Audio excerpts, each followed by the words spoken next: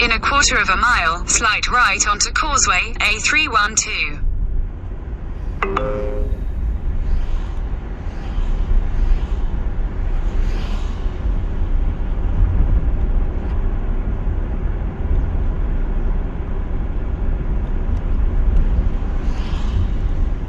Take the next right onto Causeway, A312.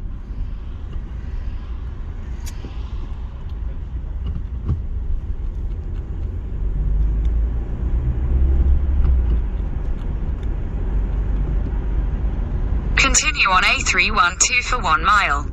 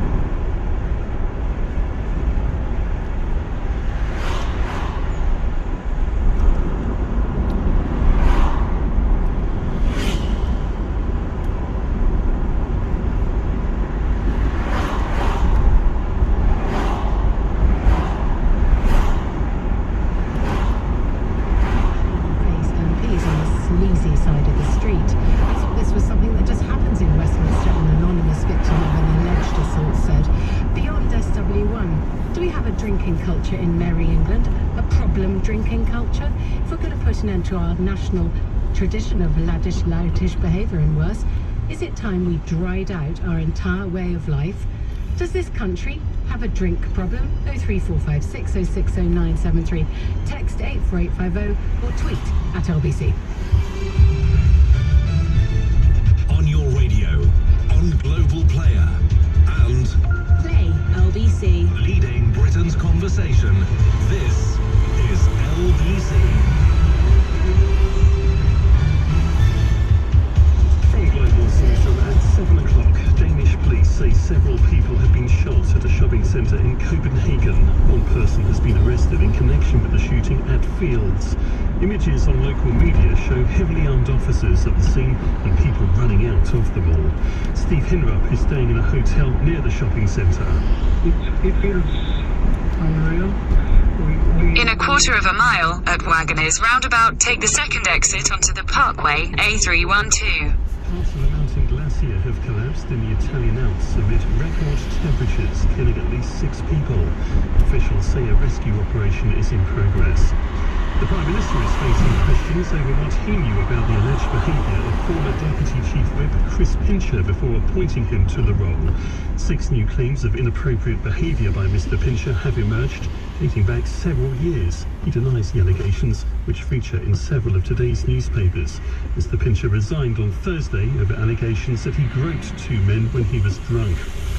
Police say they're aware of planned protests against soaring petrol and diesel prices tomorrow. Campaigners who want to cut in fuel duty. Exit the roundabout onto the Parkway. Continue on the Parkway for 1 mile. For time for their journeys, and Essex police say they will work to minimise disruption to the public on the county's main roads. Russia's defence minister claims Kremlin troops are now in control of the eastern city of Lysychansk. It's the last major stronghold in the Luhansk region. Ukrainian officials haven't yet responded to that, but have previously denied similar comments from Russian-backed separatists. Spanish driver Carlos Sainz has won an eventful British Grand Prix, his first F1 victory. Lindsay Alder watched the action. A dramatic race at Silverstone saw Ferrari's Carlos Sainz claim his first ever Grand Prix win. Sergio Perez was in second for Red Bull, and huge cheers from the crowd for Lewis Hamilton, who came third and made it onto the podium at his home race.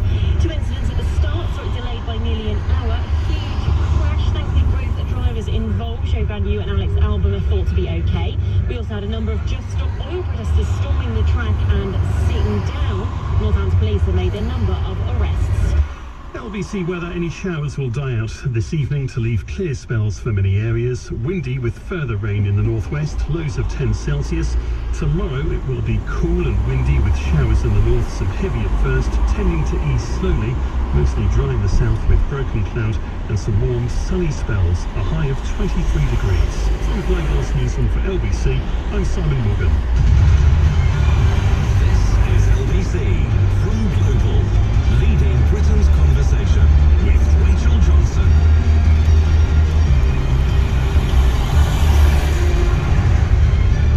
Good evening, the time is 3 minutes past 7. You're listening to me, Rachel Johnson, leading Britain's conversation, here with you on LBC till 10 p.m. It's lovely to have you with me.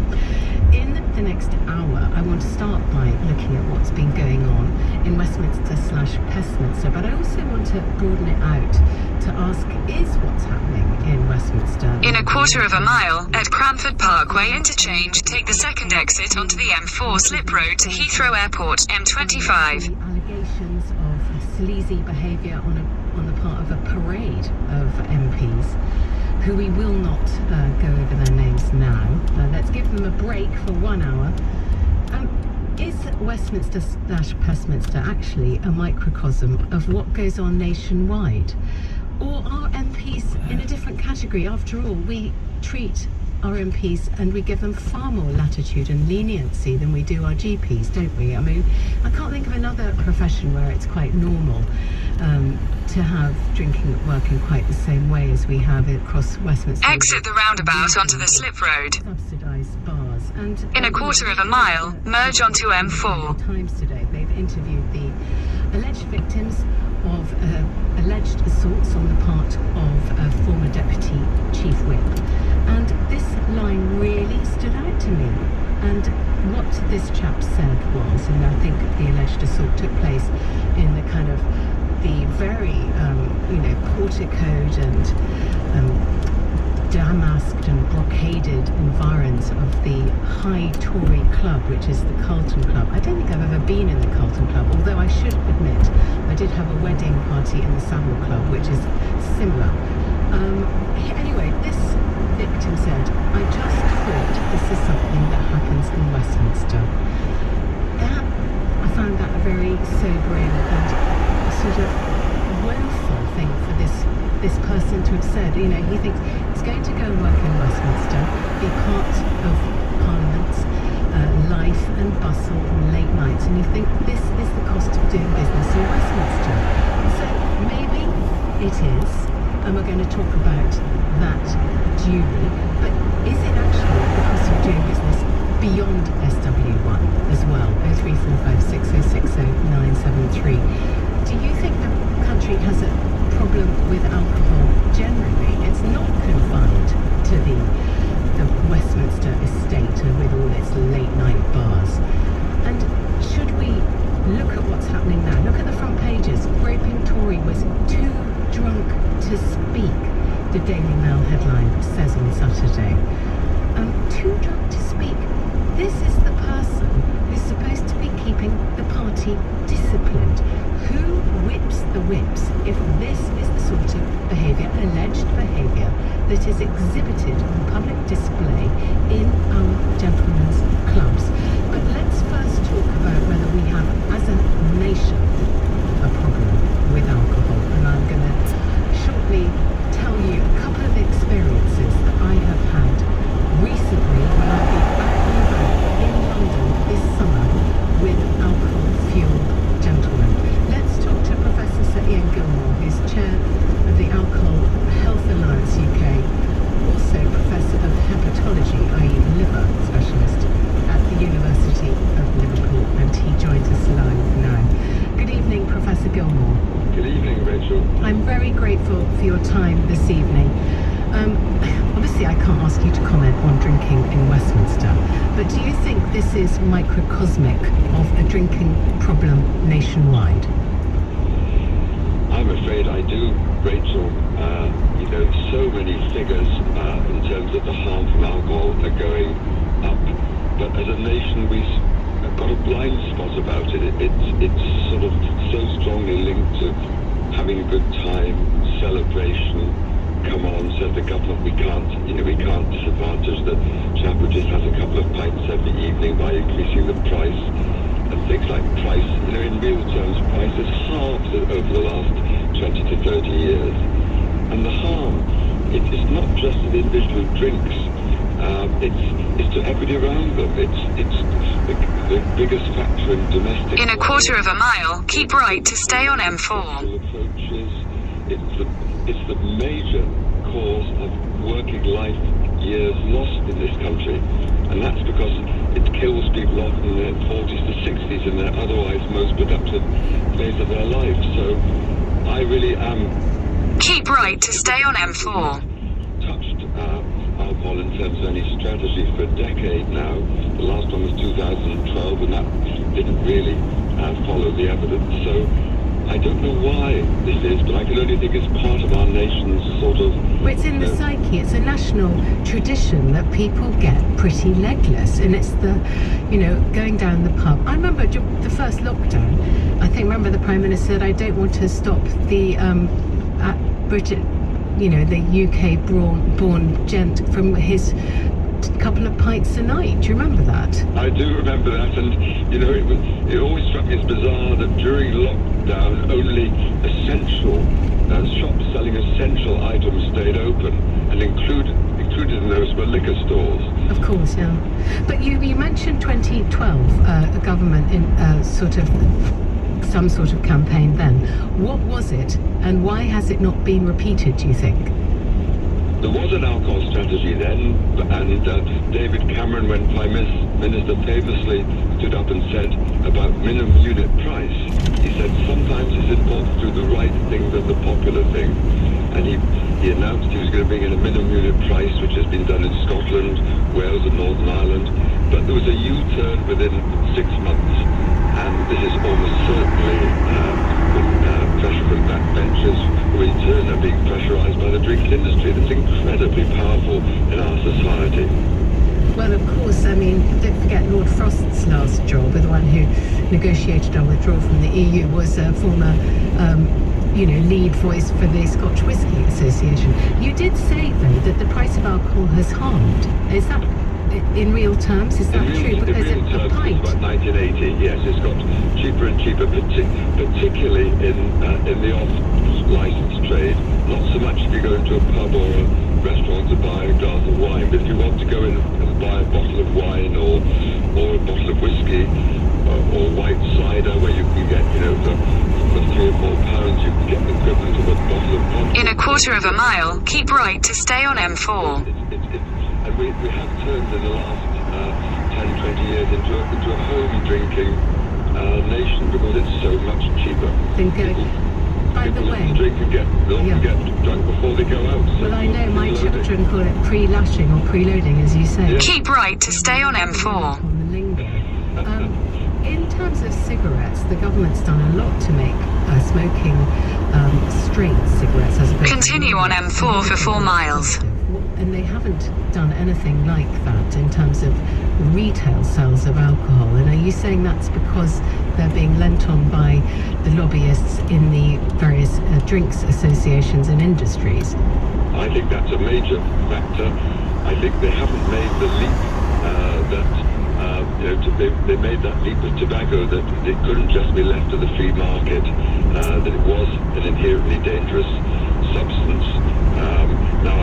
There are differences between tobacco and alcohol, and the aim is not to eradicate alcohol from our society as it is our aim with tobacco. But nonetheless, if we could just get people in general to ease back, we would save thousands of lives a year. Okay, so what could and should the government be doing to address the national drinking culture and the drinking problem that has resulted from it? Well, first of all, they should be strong enough to call for an independent review. They did that on drugs, and Dame Carol Black produced a really powerful report, and government is implementing that at the moment. They should do the same with alcohol. The evidence is absolutely clear within our own country and internationally. The 3 things that drive alcohol consumption and harm are price, availability, and marketing. and they're quite easy to tackle with simple legislation. Call before the break. Sorry? A review and also that. What was the next thing you said? I'm so sorry. I think your line cut out my end anyway.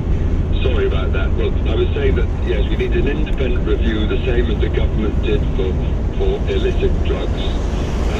And Carol Black produced a really hard-hitting report, and government have been implementing that, but they've got a blind spot on alcohol. We know that the harm we see is driven by three things: price, availability, and marketing. And they can all be tackled quite simply with legislation.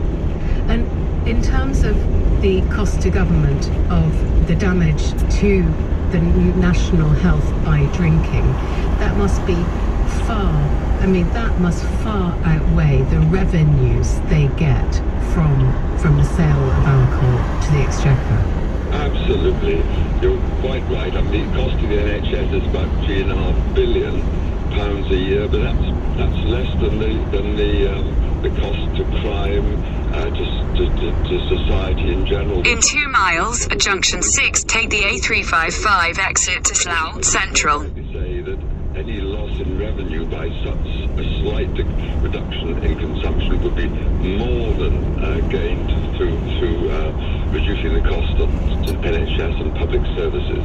And for the many millions of people, I'm not saying many millions of people listen to my show, but the many millions of people out there who think they may have a drinking problem, and I'm sure I'm one of them, in that, I probably drink every night, or 5 nights, and that's, I think, far too much personally.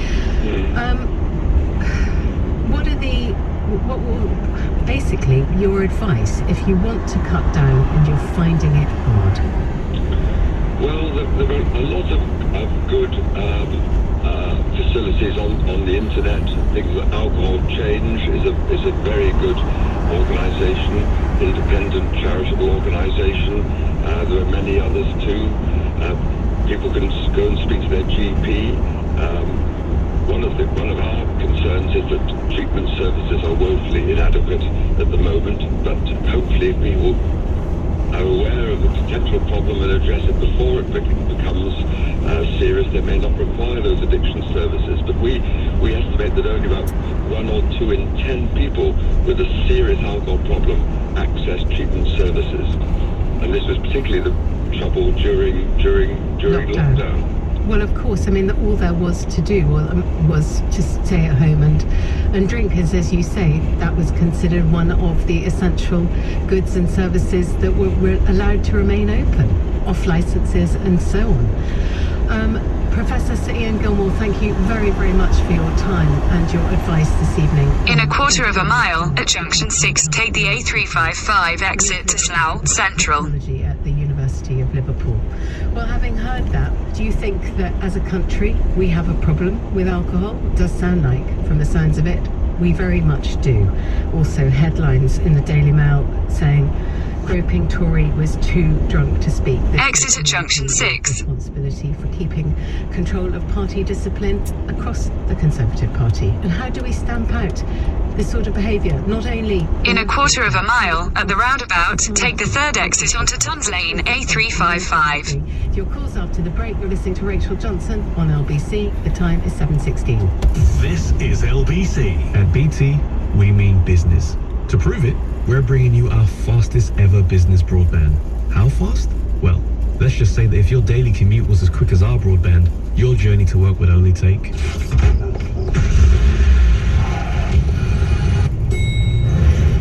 Morning, Tracy. With our fastest ever broadband at 900 megabits per second, business is quicker than ever. Search BT Business Full Fiber 900 for availability. BT means business. Okay, everybody, this is EE Superfast Fiber Broadband, and it's powered by BT. Now, half price for the first... Exit the roundabout onto Tons Lane. Then £29 for month 4. By the way, EE custom.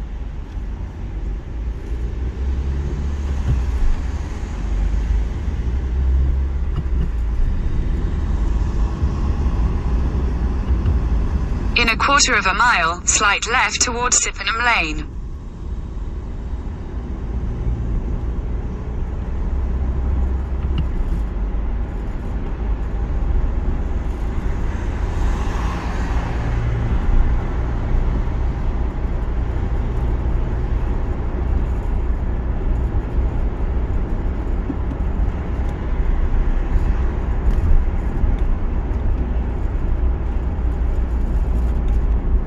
right left towards Sippenham Lane.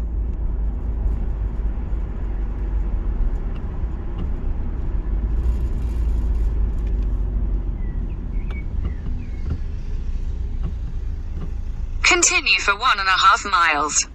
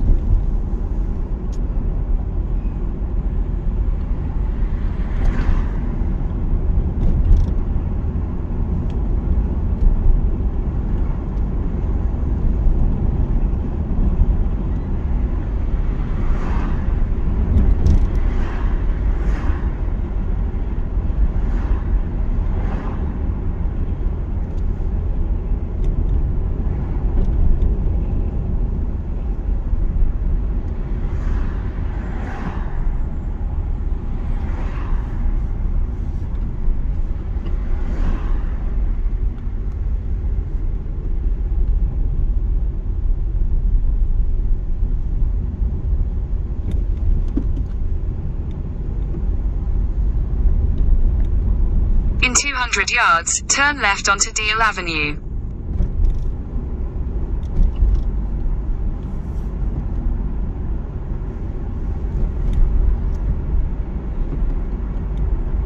Take the next left onto Deal Avenue, then your destination will be on the right.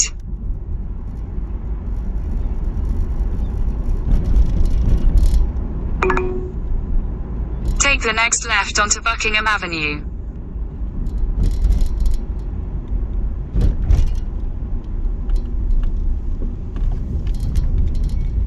In 300 yards, turn left onto Henley Road.